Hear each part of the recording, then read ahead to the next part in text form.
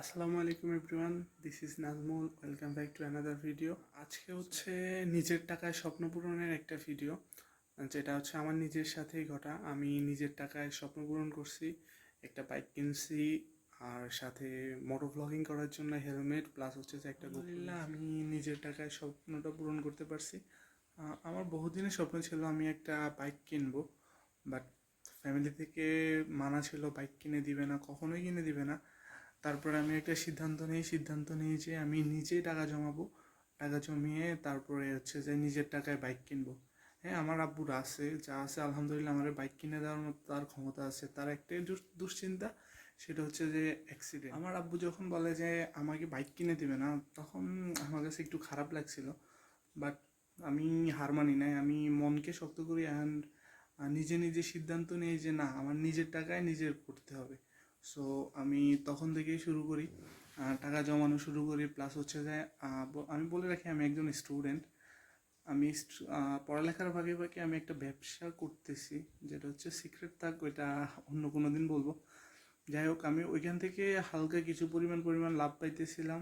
দেন হচ্ছে কি, আমি লাস্ট 1.5 বছর ধরে আমি টাকা জমাই। ওই লাভের অংশগুলো আমি জমায় রাখি। দেন হচ্ছে যে আমি 2022-এর জানুয়ারি মাসের 3 তারিখে আমি আমার স্বপ্নের বাইকটা নিয়ে আনি। আর সেটা হচ্ছে যাই, এটা আপনাদেরকে দেখাচ্ছি।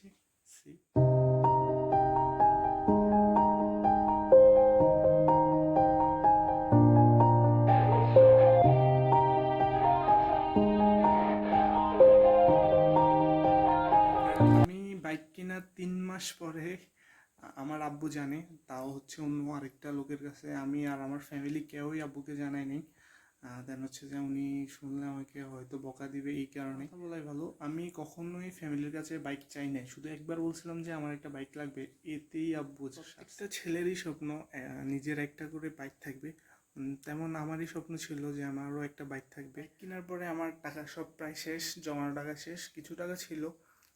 তখন আমার দরকার ছিল একটা হেলমেট, আর আমি হেলমেটের জন্য অপেক্ষা করতেছি 1 মাস টাকা জমিয়ে আমি বিল মোলার এই হেলমেটটা ক্রয় করি। এটার দাম নিছিল হচ্ছে 8,000 টাকার কাছে, 8,000 সামথিং এরকম কিছু। সো এই হচ্ছে আমার helmet. Yeah, everybody knows that I'm breaking down. Everybody knows I ain't faking now. Everybody knows my heart's vacant now. Yeah, she hates me now, I made mistakes but now I don't ever wanna be alone. I don't really ever feel at home. On my own, in the zone, that's the only way. আর আমি helmet কেনার পরে আমার ইচ্ছে ছিল যে আমি মোটো vlog করবো, cause আমি বাংলাদেশে 2জন মোটো ব্লগারকে ফলো করি। একজন হচ্ছে সাইফুল্লাহ সানি, হচ্ছে ওয়েন ব্লগের ওয়াসেক ভাই। এই দুজনের ভিডিও দেখে আমার মোটো ভ্লগ করার ইচ্ছা হয়, আর সেই জন্য আমি গত 3 দিন আগে একটা গোপ্রো হিরো 8 ব্ল্যাক কিনি, যেটা আমি কিনছি। তাও টাকা জমাই নিজের টাকায় কিনছি বলতে গেলে চলে। একটু ধৈর্য ধরলেই আর কি সব কিছু পাওয়া যায়। এমন না যে বাবা মার কাছে বা বললেই সব কিছু পাওয়া যাবে। হ্যাঁ, ঠিক আছে, বাবা মা তো আমাদেরকে সব কিছু দিচ্ছে, থাকার জায়গা দিচ্ছে, খাওয়াচ্ছে, পড়াচ্ছে, পড়ালেখা করাচ্ছে, তারপর হচ্ছে যে পকেট খরচের জন্য টাকা দিচ্ছে। তো আমরা নিজেরাও কিছু চেষ্টা করি না যে নিজের জন্য কিছু করতে পারি কি না। সো আমিও তো সেটা করছি, আলহামদুলিল্লাহ আমি সফল হয়েছি। সো আমি বলবো যে সবারই অবশ্যই কিছু না কিছু করা উচিত লেখাপড়ার পাশাপাশি।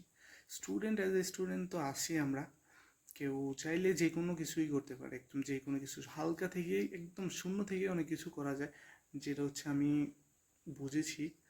যদি আমি না করতাম তাহলে হয়তো আমি এত কিছু করতে পারতাম। নিজের টাকা খরচ করে ভাই যে পরিমাণ তৃপ্তি আছে না, বাপের টাকা খরচ করে ওই পরিমাণ তৃপ্তি। আসলে ধৈর্য ধরলে যে সব কিছু পাওয়া যায়, তার প্রমাণ হলাম আমি নিজে। আমার নিজের দিক থেকে আমি ধৈর্য ধরার কারণে হয়তো আমি এত কিছু পাইছি।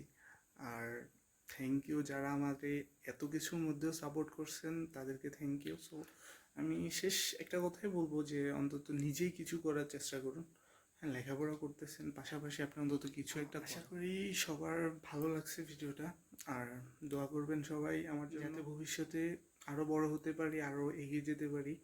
আর আপনাদের জন্য ইনশাআল্লাহ ভিডিও মেক করার চেষ্টা করব, যেহেতু এখন সব কিছুই আছে প্রায়। সো আজকের ভিডিও এই পর্যন্ত।